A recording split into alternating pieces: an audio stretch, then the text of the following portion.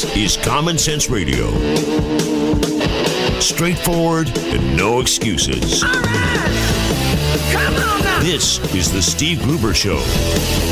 Call me crazy. Oh, yeah. What I said was perfectly right and spot on accurate. Boy's got a mouth like a cannon, always shooting it all. Stop. Got it in Stop. I mean, you're way off script. Got it in me. Gonna quit until it all comes out.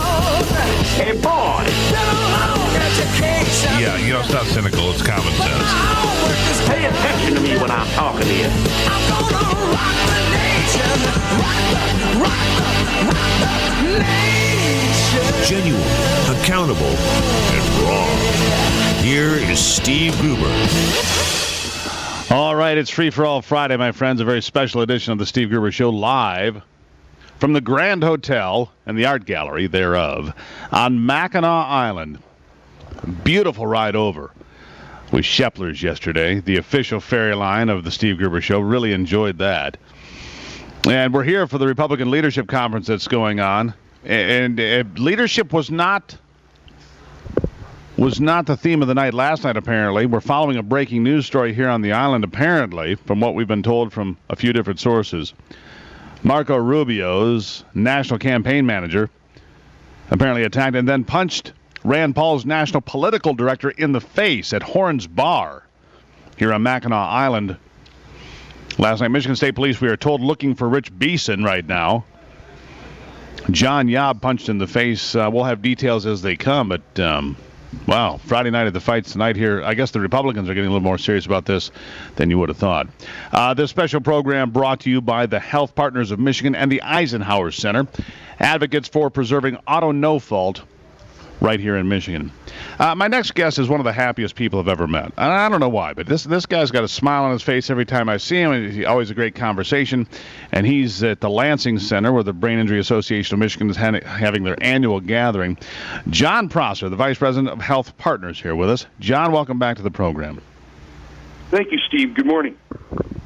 And you are one of the happiest individuals I've ever met, by the way, which I appreciate because you're so positive all the time, and you're doing all of these things. And I walked around that room yesterday at the Lansing Center, and I looked at all the different companies, and I thought, my gosh, if I got hurt, severely hurt, and had a brain injury, Michigan is probably the place I want to be. Well, without a doubt, Steve, I mean, we are the national leader. We are the gold standard for the finest care in America for people that are catastrophically injured. So in Michigan, if you have a brain injury or a spinal cord injury in an automobile accident, you're going to get lifetime care, recovery, and rehabilitation of your injuries. And that's by design.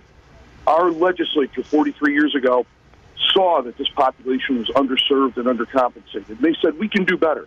And we've been leading the nation with this very fine model for all those years, and we hope to preserve and protect it for another 40 years.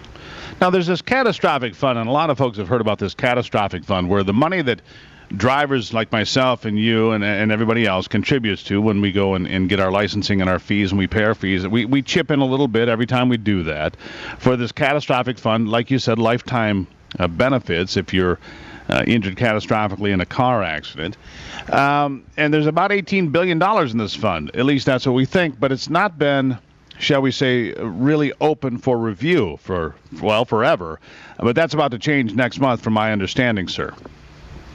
Well, that's correct, Steve. I mean, we have, when I say we, the Coalition Protecting Auto No Fault filed suit in 2012, and we were just notified recently that, in fact, the Supreme Court of the state of Michigan is going to hear our oral arguments about the assertion from the Michigan Catastrophic Claim Association, and most notably the insurance companies that manage those billions of dollars, who say that they are exempt from Freedom of Information Act requests.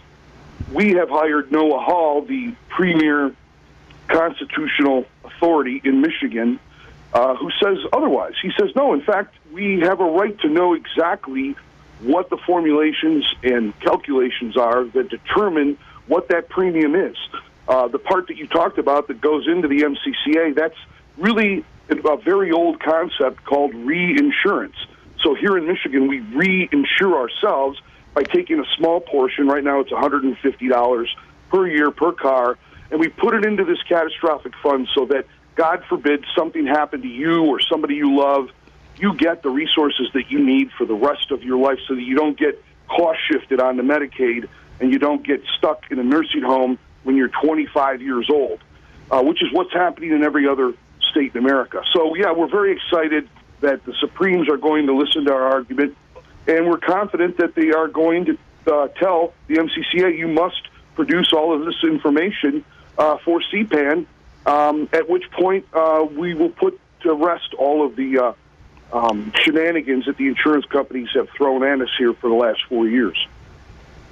We're on the line with John Prosser, the Vice President of Health Partners, wrapping up the BIAM conference in Lansing at the Lansing Center. Now, John, as you well know, your position that you're taking is not without its critics, of course, and the insurance companies being one of them. But I also took a note just a little while ago, after we were talking about this earlier on the program, from a nurse who says it's amazing to her because when auto accident patients come in, it seems that hospitals try to keep them longer. Her observation, because they have, this amount of coverage that's unlimited. And she believes from her point of view that the hospitals are milking the system. Well, there's no milking the system. That's just an unbelievable mischaracterization. The reality is this. If the federal law says the hospital, anywhere all over America, in Michigan for sure, they bill everybody the exact same. And what happens is if a hospital sends a bill for $100, Medicaid is going to pay that hospital $55. Medicare is going to pay that hospital $65. Health insurance is going to pay that hospital 80%. The law in Michigan requires that the auto insurer pays the $100, not those other governmental discounted rates. Part of the reason is there's a very low volume of health care under auto accidents as compared to the millions of people that are on Medicaid or Medicare or that have a health insurance policy. So the fact of the matter is a hospital can only afford to give the level of care that's paid for. They can't obviously give 5 times greater level of care that they can't get reimbursed for. They'll go broke. They'll be out of business. So, and I guess from what you just said there to me, though, what you said there to me is that the auto insurance for which we buy insurance, and if you have a car accident and if you're injured, it would make sense that the auto insurance company should pay for your medical coverage. That's why we buy insurance, isn't it? Well, there you go. And so the fact of the matter is we have the highest standard of care anywhere in America. And the insurance companies whine about that, but consider insurance companies don't actually do anything. They administer cash. They take the money that's paid into the fund, they invest it, and they pay out claims. They earn their profit off the difference. So they have an incentive to deny payment for benefits for people, and they have a lot of creative ways that they try to go about that. But the fact of the matter is our legislature created this model to best serve the people that are injured, not to best serve the insurance companies. And there you have it, John Prosser, and that's why we have you on here, because you lay it out in such an articulate way that the listeners can clearly understand the conversation. John Prosser, the Vice President of Health Partners, always a pleasure, and we look forward to talking to you after that big Supreme Court get-together here next month. Thank you so much, Steve. Have a great day. There you have it, everybody. John Prosser here, Free for All Friday on the Steve Gruber Show.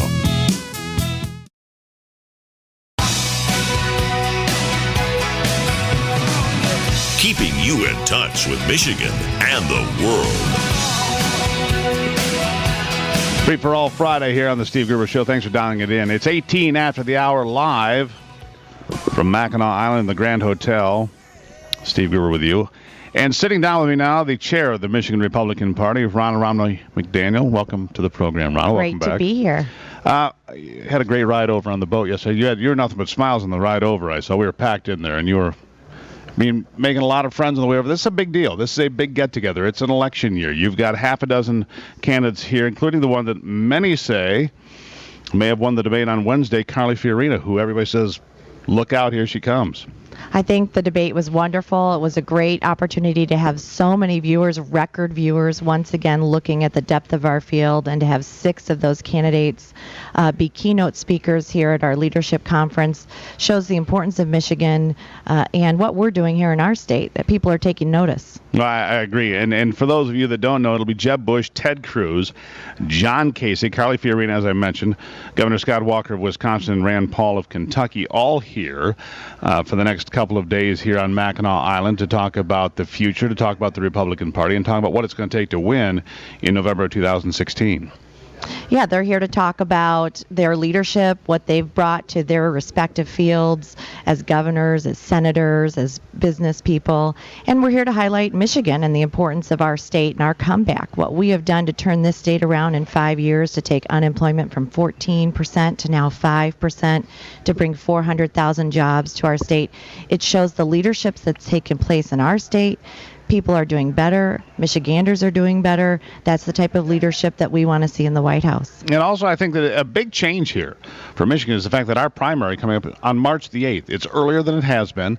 And I think that the Michigan residents benefit from this clearly because we get to see all of these top flight candidates. Again, these are 6 of the candidates that are on the top card, that were on the debate stage, and here they are to talk to people directly in Michigan, and I think that's good for all of us here. It's always good for the voters to get to know the candidates one-on-one, to have that time to have questions answered. You know, the debates, they get so limited time. You don't get to get that feel of them personally, shake their hand, look in their eyes, and to have so many candidates here this weekend. But we've had 10 in our state in the past 6 months, multiple visits. So Michigan is in play. Mm-hmm. Our voters are getting to know this field of candidates. The Republicans are showing up. And so far, Hillary Clinton's been here, one time in the past 8 months, only to do a $500,000 fundraiser. Well, and then she comes and she goes. Now let me ask you this. What is it going to take here in Michigan to change the pattern from the past several national presidential elections that were carried by Democrats, Barack Obama and John Kerry and others that have carried Michigan for years and years on several cycles? What's going to change that, Ronna? Well, the atmosphere in Michigan has changed. We have had a historic comeback from lost decade under Jennifer Granholm, who I consider really Hillary Clinton light. Jobs were fleeing our state. Our unemployment was high. Michiganders, my friends, your friends, were doing horribly. They were losing their jobs. People were losing their homes. Our state was a place that people were fleeing. And in just 5 years, it is a place where people want to do business. They want to move. Jobs are coming back. Incomes are rising. If we can talk about our story and that type of leadership and what it will do for the country, we can win the White House in Michigan. So put Michigan back in play, because, you know, we've been teased with Michigan being in play, those of us that are right of center, if you will. The last couple cycles said, well, it's kind of there, but then, you know, 2 or 3 or 4 weeks out, it kind of drifts away and they stop buying television time and they just kind of drift away. This time, I think you might be onto something. You look at the state legislature, you look at the governor, of course, all Republicans and have been for a while, and maybe it is the economy, that it all comes back to the economy. Yeah, we suffered. Our state has really suffered. We went through a terrible recession. We were suffering before the rest of the country. And so we know what Republican leadership does in action. It's not a talking point. We have seen it in action, making a difference for people in Michigan. And so when our candidates come through our state and they say, we're going to do for the country what just happened here in your state, which means tackling tough issues, not kicking the can down the road, working together, finding ways to govern. Those are the types of things Michiganders look for, and they know it can happen because it's happened right here in our comeback state. When you look at the 6 people that are going to be here on the island for this conference, we're with Ronna, Romney, McDaniel here this morning on the Steve Gruber Show. As you look at these 6, is the next president of the United States one of these 6? There is a 6 out of 16 chance that the next president of the United States is going to be here on Mackinac this weekend. I knew you wouldn't answer that. I don't even know. I was going to ask you who your favorite was. I knew that wasn't worth anything to me. I can't say that. No, I'm neutral. I want them all here. We're going to roll out the red carpet for every single one of them. No matter what happens, right? Okay, you know, it's interesting to me, though, that I see the rise of Calley, though. She will have a big impact here on the island. She could be. Well, we're going to watch the polling. But see her moving up here in the next round of polls because she has watching the debate. I thought she did fantastic in the debate. I've watched her over and over again. I've had the opportunity to see her speak many times this year. She is a phenomenal candidate. She's a serious candidate. She's a serious candidate. Listen, she makes a great point. Women are not a special interest group. We are one half of the electorate. And she speaks to women in our party and across this country, as do all of the other candidates on the field. But we're excited to have each of them on the island. But she did have a great night the other night of the debate. So you've got a busy day ahead today as they start rolling in. And then you're here all weekend. Give me a couple of the highlights before we have to run this morning. Well, all the keynote speakers, to have all the candidates coming in. Our governor is going to be kicking off the conference. We will have a statewide panel with all of our statewide officials, Bill Schuette, Brian Calley, Ruth Johnson, and that's going to be fantastic. And I think our congressional delegation panel will be interesting because of all the things that are happening in Washington right now with the Iran deal and the potential government shutdown. And could you imagine if 16 electoral votes finally went back to the Republicans in the state of Michigan in November of 2016? That's what you're hoping for. It'd be a beautiful thing. All right. Ronna, Romney, McDaniel, chairman of the Michigan Republican Party, thank you for stopping in. I know you're busy, but I greatly appreciate it. Great to see you. Great to have you on the island. All right. Have a great day. She's got a lot of work in front of her, Ronna does.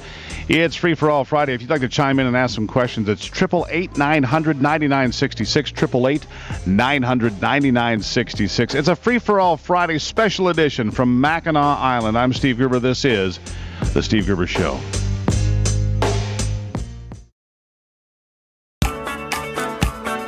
Michigan, born and raised with Midwestern values and Michigan common sense.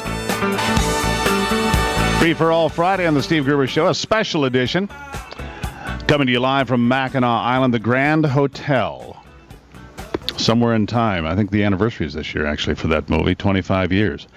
I'm sitting now with Lieutenant Governor Brian Calley, who is here for the Republican Leadership Conference and spending a few minutes with us. Lieutenant Governor, thank you so much for taking the time. Thanks, Steve. Great to be on the show. What a great gathering here. We've got Jeb Bush, Ted Cruz, John Kasich, Calley Fiorina, who many say won the debate on Wednesday night, Scott Walker, and Rand Paul as well.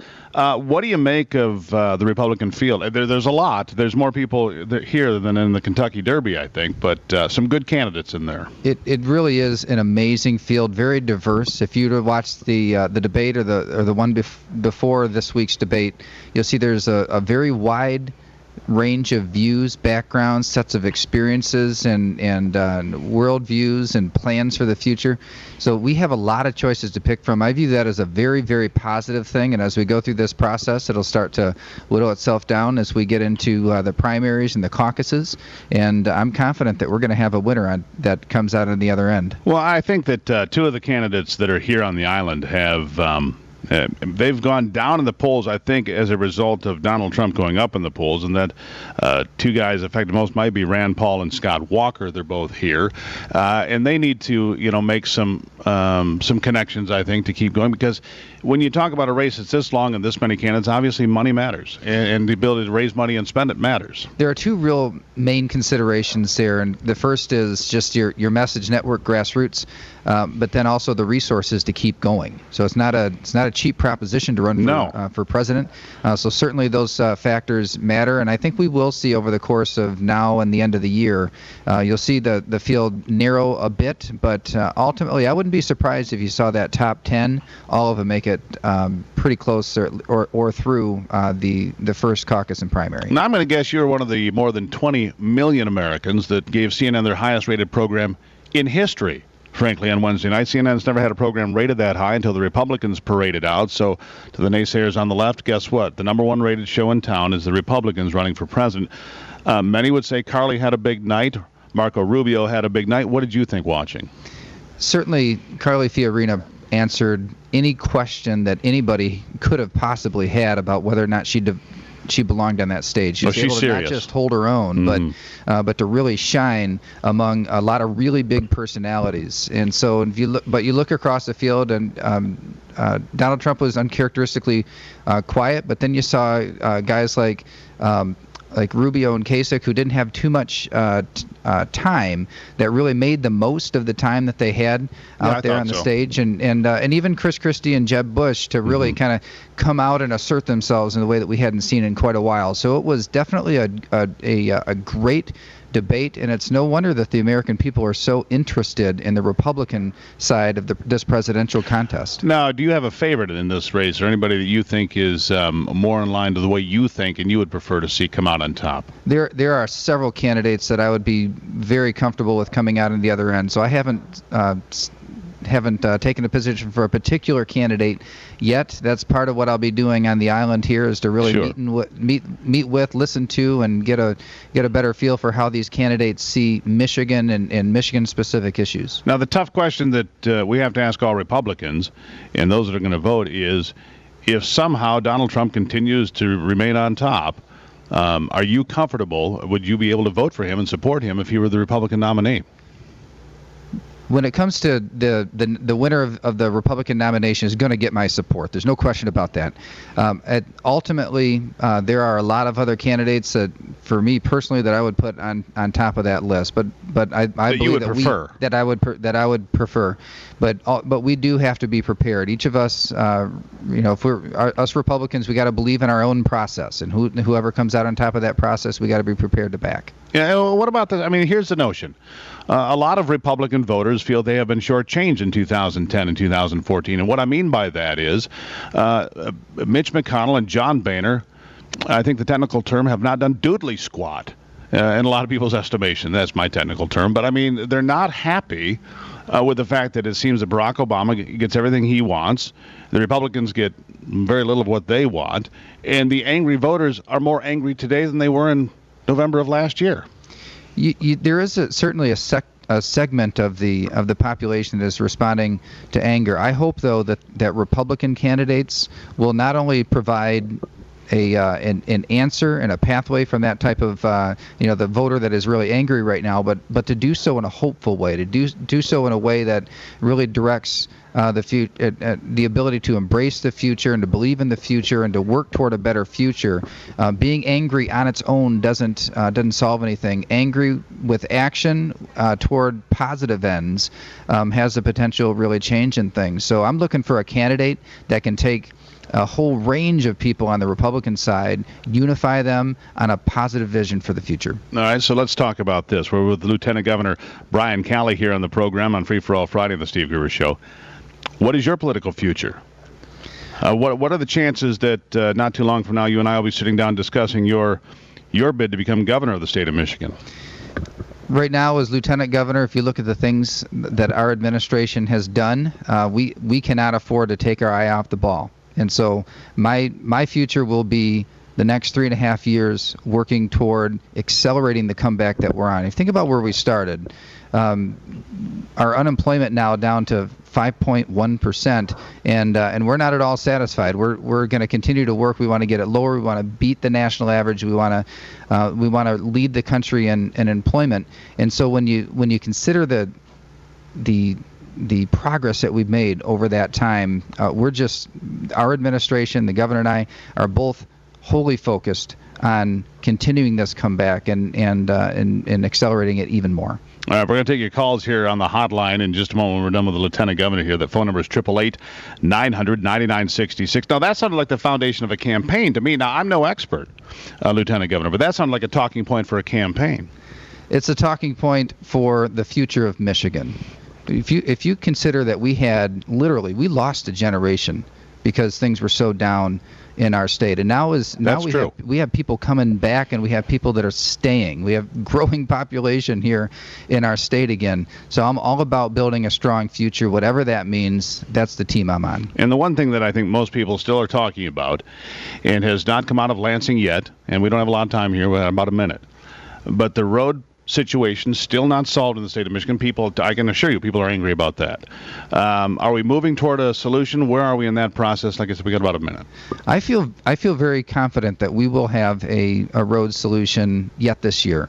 That you have all the different sides in the legislature that are around the same table, have been working together toward a solution for about really, I would say, around the same table for about a month now and making some great progress. So I'm cautiously optimistic that it's going to happen, and there are smoother roads in our future. I hope so, because, I only have so much dental work done in a year, I mean, it's a little rough out there some places. It really is. It has to get done. It gets more expensive every single year, and now is the time. All right. So Lieutenant Governor Brian Calley, one of the folks you'll find on Mackinac Island over the weekend here. Like I said, Jeb Bush, Ted Cruz, John Kasich, Calley will be here. So will Scott Walker and Rand Paul. So a big, busy schedule for you, and I appreciate you taking the time and stopping and talking to us. Great to be with you. Thank you. All right, Lieutenant Governor Brian Calley, everybody. The phone lines are now open for the rest of Free for All Friday. That phone number is 888-900-9966. It's the Steve Gruber Show.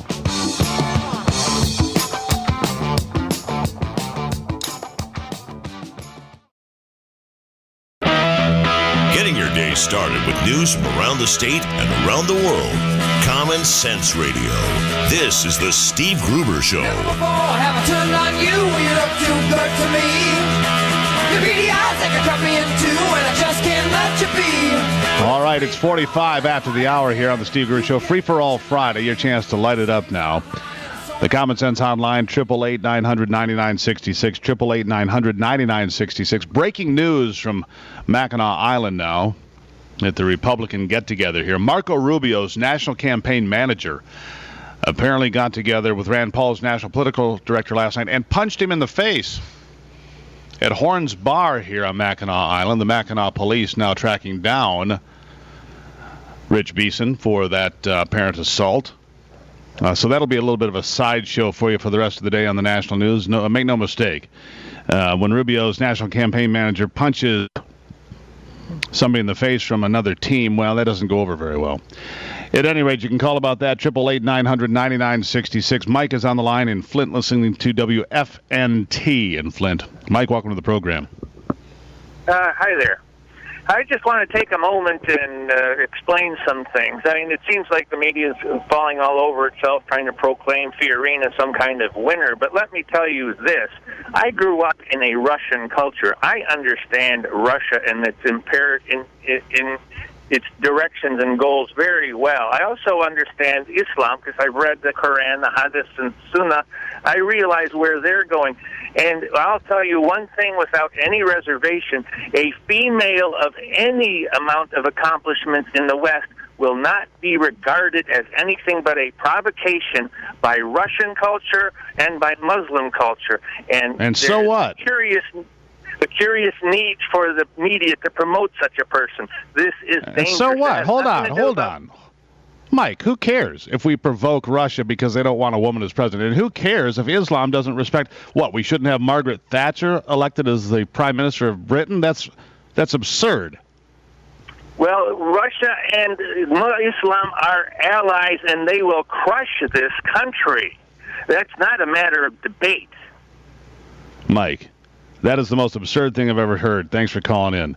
The 888-900-9966, 888-900-9966. I guess his position is we can't elect a woman because it might offend the Russians or it might offend Islam. Well, by God, I might vote for her twice based on that fact alone. I mean, Ivy's sitting here. I mean, that's ridiculous. Well, it's back to that thought of, okay, right now we're not respected in the world based on a weak leader. Well, okay, so you're saying because it's a woman, we're going to have a weak leader because they're not going to respect her. Yeah, come on. This is the United States of America. That's right. Give me a break. Thank you very much. Mark on the line in Plainwell this morning. Mark, welcome to the program. Thank you. I listened to your show, and you were talking to this guy about this Michigan catastrophic injury fund. Anyway, there's no upside to it as far as I can see because I insure 2 motorcycles, 2 cars, and a truck. So I'm paying over $900 last year I did before I started buying insurance. And I'm retired, and I can't see any upside to it. What good is it doing me? It's going to go down to $150, and I'll still be paying $750 before I start insuring my vehicles. I mean, this guy, he's got no argument in my book, and they say half the people in Detroit drive without insurance. So am I carrying them too? Some would argue that, in fact, you are, Mark. Some would argue that, in fact, is the case. $900 is a lot of money, no question about it. The argument I don't even have any insurance yet. when I pay that much, I mean, it grinds the hell out of me. And just the term "no fault" rubs me the wrong way. If somebody's always at fault in an accident. I mean, I don't know where they ever came up with the term "no fault," but it's typical left-wing garbage. Nobody's responsible for anything that they do. So I got to pick up the tab. That's Mark, I appreciate your phone call. I can't see any positive side to this. It's just costing me money, and I'm getting nothing for it. All right, well, I greatly appreciate that, Mark, for checking in, and that's the argument on the other side. $900, a lot of cash. Chuck on the line now in Delta Township on a free-for-all Friday. You can still join the conversation, 888-900-9966. Chuck, welcome aboard. Hey, good morning, Steve. I just turned the show on at 8:30, and I caught the last couple of minutes of David Andrews' news headlines out of TV 10 in Lansing. He said, and I didn't see Donald Trump last night, but apparently he spoke somewhere, and someone in the audience referred to Obama as a Muslim, and apparently the media is chastising Donald Trump this morning for not correcting this guy in the audience who made that comment. Well, he made a comment about being a birther, I think, was the comment, yeah. And what do you think, real quickly? Well, real quick, a month or so ago when Obama was in Africa, he actually said, and I saw it on television, he said, it's great to be back in the home of his Muslim heritage. So that tells you a lot, doesn't it, Chuck? I greatly appreciate you checking in today. Thank you so much. We're working our way through 888-900-9966. Roy checking in St. Ignace today. Roy, welcome to the program. All right, Roy's checking in with a busy... Did we lose Roy there? Apparently. No problem. John on the line in Portage. John, welcome back to the program. Yeah, well, good morning. Your analysis of that guy who called about Russian culture was very good. But there's a problem with the analysis of everyone about the debate and how Calley did so wonderful. People are not looking at it in the context. There was a big attack. Everyone was against Trump, okay? Calley had no big pressure on her, and that answer that she gave about his comment about her pouty face, what have you, was so well prepared. Now, she did a nice job, okay? But to sit there and say that she won the debate, far from it. She had no pressure on her. Actually, the guy that was under attack was Trump. And the criticism is real interesting because they said he came out there attacking Rand Paul. That isn't what he did. He came out and his first comments were, there are too many people on this thing. Rand Paul doesn't belong here because he only has 1%. It was not an attack on Rand Paul. It was an attack on the process that they were using. But everybody said... I agree with that, John. I agree with that. We have room for a couple of more calls right after the break. 888-900-9966 on Free for All Friday. It's the Steve Gruber Show.